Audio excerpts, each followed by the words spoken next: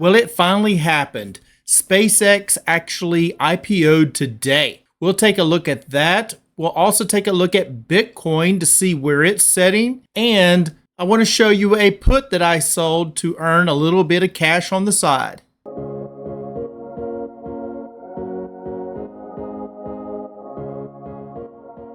Hello, my friends. This is Legend.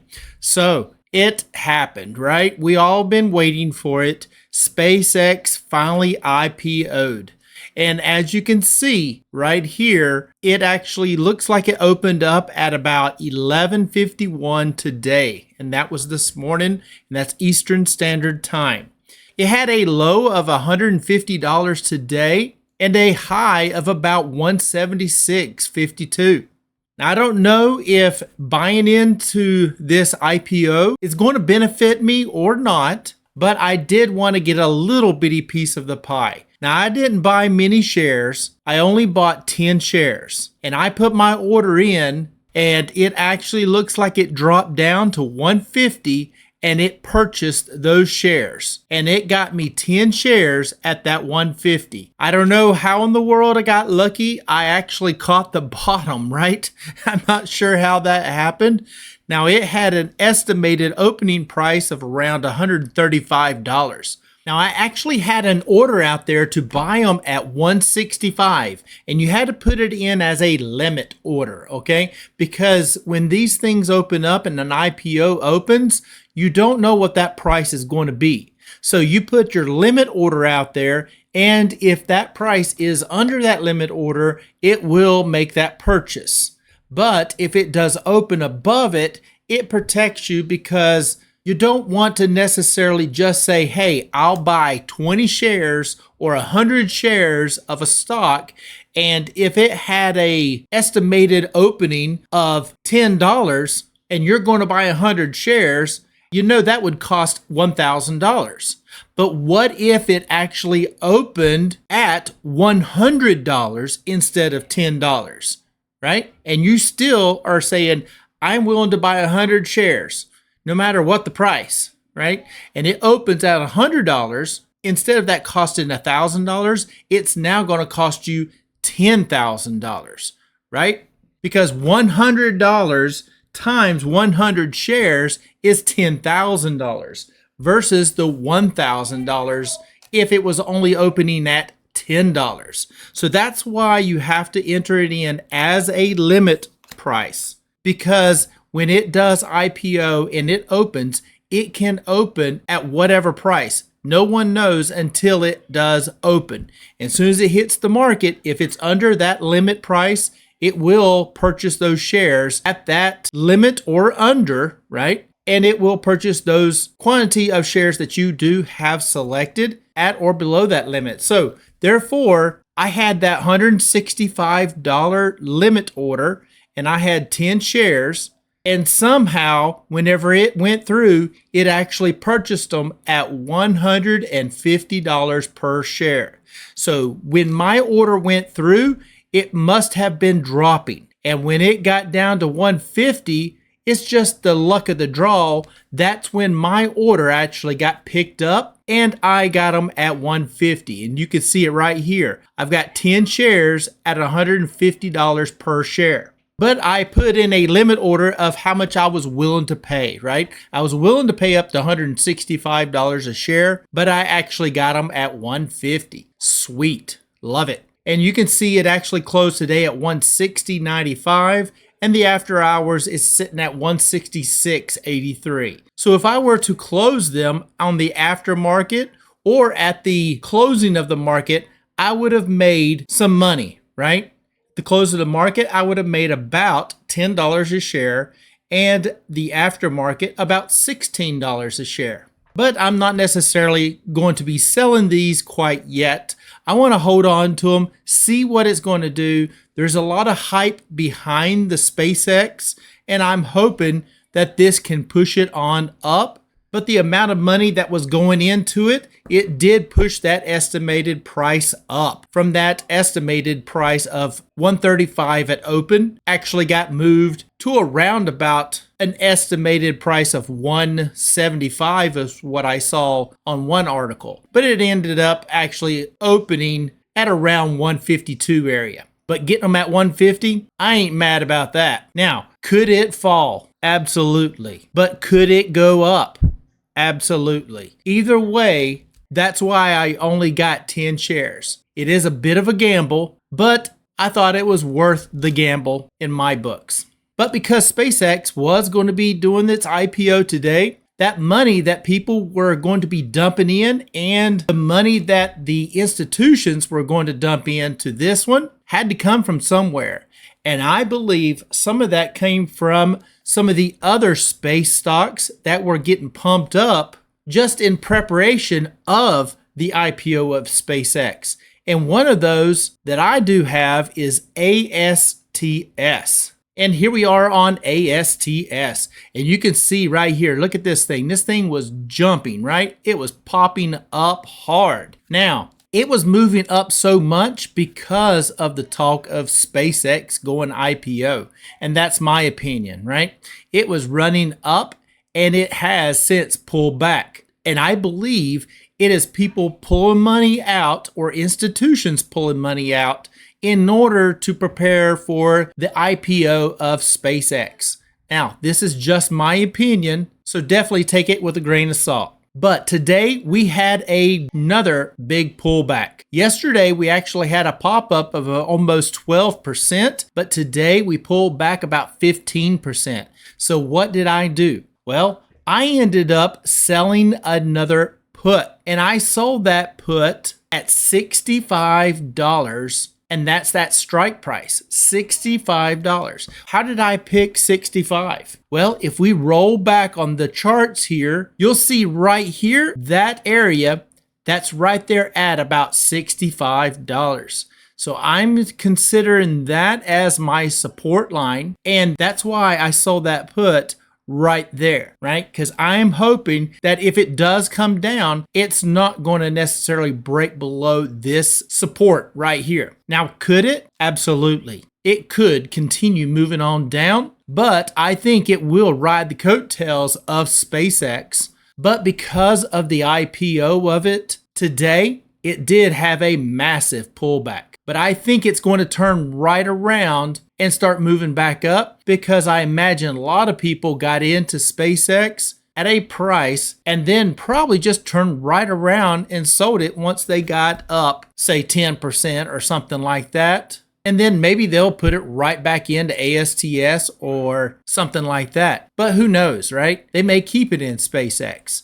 But I'm hoping that this does indeed respect this 65 area right here. So that's why I sold that put at 65. Now, what does the sold put mean? That means that I am willing to purchase 100 shares per contract at a price of $65 per share. If that price of that stock drops below 65 at time of expiration or any time before that expiration date, I could get assigned those shares. But of course, for doing that, for selling that put, I do earn premium for that as well.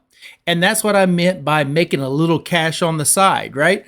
I sold that put at $65, which I consider for myself, in my opinion, that's a pretty good support. Therefore, I feel pretty good about selling that one. If it does come down to it, I don't mind owning 100 shares at about $65 because if this thing pops back up to $100, that's going to be a very nice price appreciation when I do sell a call above that area. But if it does not, then that's just free cash right into my pocket. Now, how much did I make off of selling that put? Well, let's take a look at the order form. And here we are on that order form. You can see right here, ASTS, $65 put, and it expires June 26th. So this is only for 2 weeks. and I earned $1.45 per share, and that's times 100 shares. So that's $145 for just 2 weeks at a $65 strike. So I feel like that is a pretty good risk to reward for myself there. But if we want to just do the calculation on that, I can enter in how much I made, right? That's $145. And I would divide that by how much do I have at risk? Well, that's $65 times 100 shares. So that's $6,500. So I divide that by the 6,500, and that's going to give me a 0.02 or 2% money on my cash at risk. Now that's for 2 weeks, right? So if that's 2 weeks, we can take that and divide that by 14, and that's the percentage I would make per day. I can then take that amount times 365 for a year and divide that by 12, and that's going to give me my calculated projected per month, right? So this is just a number that would show me what that would mean if I made that per month. And that's going to be about a 4.8%. Now it says 0.04, but you take that times 100 to get that percentage, and that's 4.85%.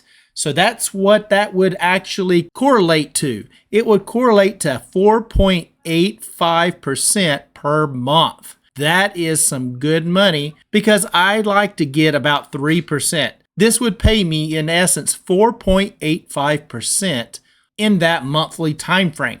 That's basically what it would relate to. But that's not actually what I got, right? That is just what it would be if I were to project that out and find out what that would be per month so that I have something to compare it to. But $145 in just 2 weeks, and that paying me over 2% for that time period, that's really great. And of course, the other here is that SpaceX where I did purchase those 10 shares.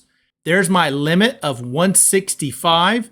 And if I scroll right on over, right there, you'll see it actually had an average buy price of that $150, like I stated earlier. So super excited about that. I am now invested in SpaceX. Hopefully it turns out well. There are a lot of people who are excited, and there's a lot of people who are just shaking their heads saying you're just going to lose your money as this thing's going to fall down and the price is going to drop. And sure, it could, but who knows, maybe it doesn't. Were you able to get some SpaceX in your portfolio today? And if you did, what did you get that SpaceX price at? Would be curious to know. Throw it in the comments, let me know. But as I stated, we're also going to take a quick look at Bitcoin. And here we are on Bitcoin. And you can see we are having a little bit of a turnover, or what you can call maybe just trading sideways, but it is trying to turn over. You can see right here on the MACD, it is turning and it has started tilting up. So it looks like we might be changing here, but we are not there yet, right? Looks like we're about to cross over, and the red here could start turning green this weekend. But we'll see how it actually all goes, as we have not yet crossed over on that MACD signal line. But I'll keep my fingers crossed. And just to basically wrap it all up, let's take a look at CONY and HOOY to see if it actually dropped below that 10 on the RSI 2, as I am still looking to purchase shares of those two.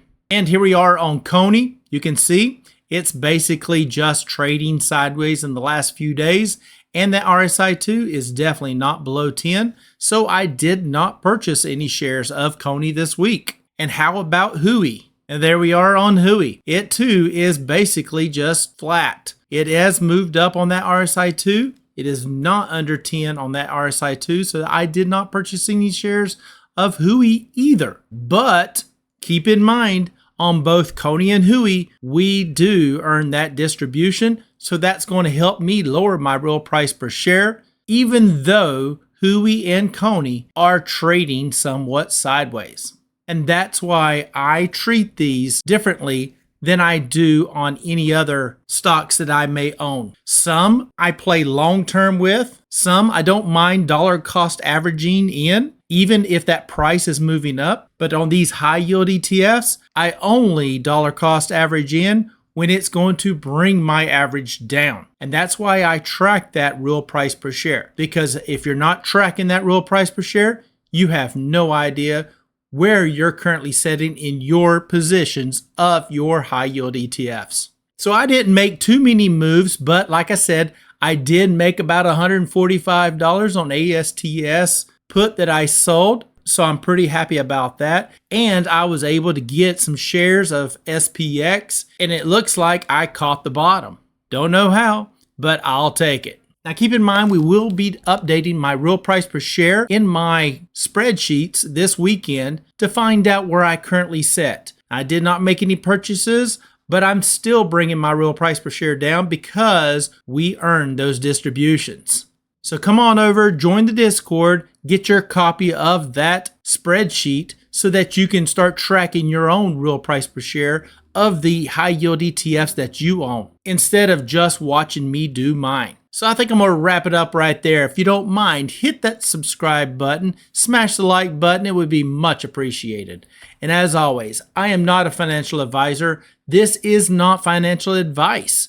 Please do your own due diligence before you get into any stock plays.